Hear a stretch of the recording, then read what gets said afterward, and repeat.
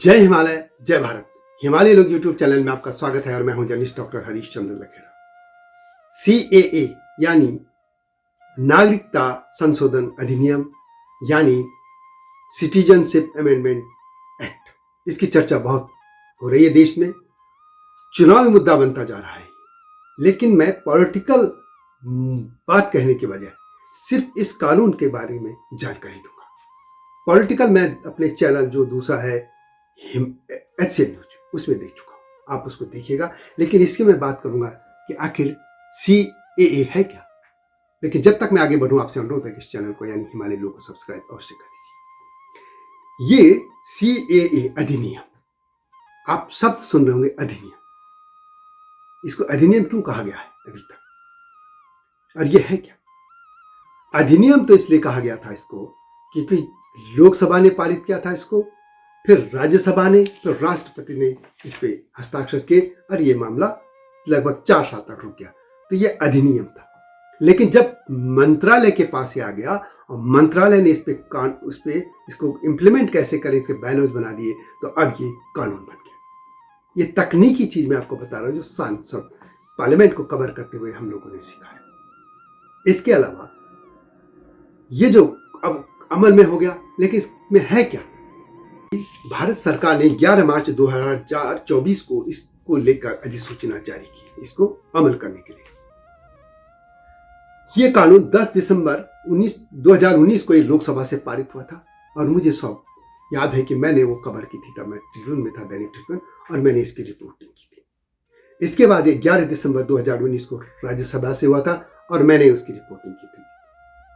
इसके बाद 12 दिसंबर 2019 को राष्ट्रपति ने इसके हस्ताक्षर कर दिए थे। इस पे किसी भी बिल पर जब राष्ट्रपति साइन कर लेंगे, लोकसभा पहले या राज्यसभा कोई भी एक सदन पारित कर सकता है, लेकिन दोनों सदनों से पारित होना चाहिए। फिर राष्ट्रपति के पास जाता है और राष्ट्रपति साइन कर देते हैं, तो वो एक्ट बन जाता है।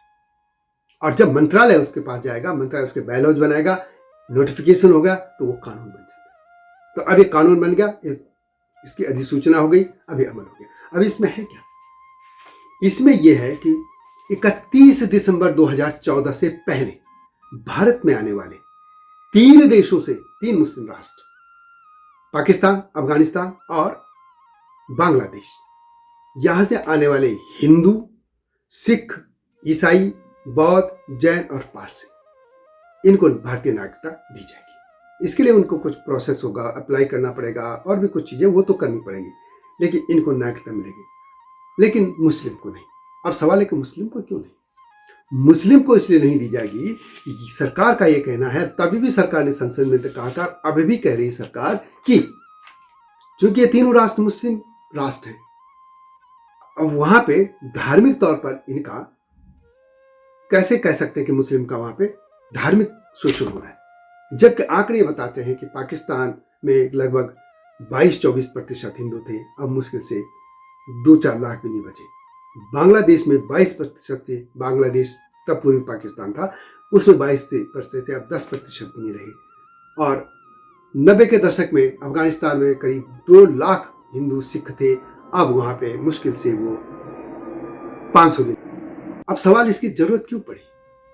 इसलिए जरूरत पड़ी कि जब देश आजाद हुआ था, तो चाहे प्रधानमंत्री पंडित नेहरू हों या गृह मंत्री सरदार वल्लभ भाई पटेल या उससे पहले महात्मा गांधी, इन और भी नेताओं ने, सभी ने इन लोगों से वादा किया था कि अखंड भारत में जो लोग के निवासियों से, यदि कभी आपको लगता है, जो हिंदू, सिख यानी वहाँ के अल्पसंख्यक जिनको हम कहते हैं, कि आपको कभी लगा कि यहाँ पे आपको मुश्किल हो रही, यानी पाकिस्तान में, बांग्लादेश में, जो पूर्वी पाकिस्तान था, और अफगानिस्तान में, तो आप भारत आ सकते हैं, आपके लिए दरवाजे खुले रहे।